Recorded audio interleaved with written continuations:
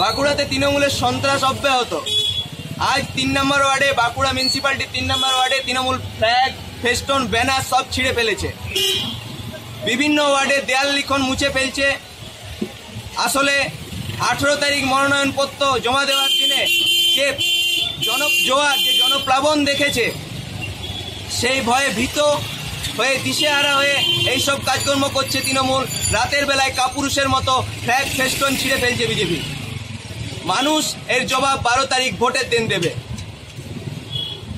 BJP জিন্দাবাদ, BJP জিন্দাবাদ।